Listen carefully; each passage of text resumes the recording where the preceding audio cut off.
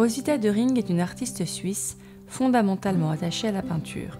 Formée par le peintre américain Franz Kline à l'Université de Columbia à New York, puis aux Beaux-Arts de Paris, son œuvre se construit sur l'expressivité du geste. Roswitha Döring est une femme née en 1929 dans le canton d'Appenzell en Suisse, où le droit de vote des femmes n'est accordé qu'en 90.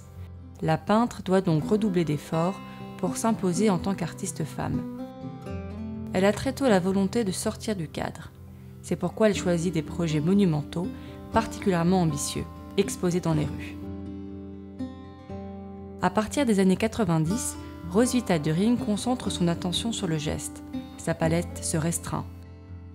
L'artiste utilise le noir qui contraste avec le fond de la toile, peint en blanc ou laissé brut. Elle adopte l'adage « less is more ». Comme les expressionnistes abstraits, Roswitha Döring peint sur une toile posée à même le sol. L'artiste n'est plus devant son tableau, mais dans son tableau. Pendant sa création, l'artiste n'a pas d'orientation préconçue. Le geste est posé dans toutes les directions, créant une désorientation, un déséquilibre.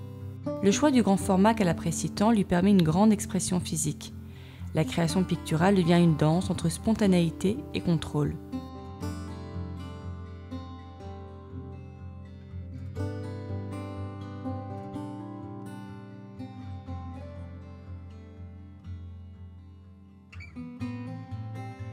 Roswitha Döring disait à propos de sa peinture gestuelle, « Ce qui semble avoir été peint facilement est en fait beaucoup de travail ».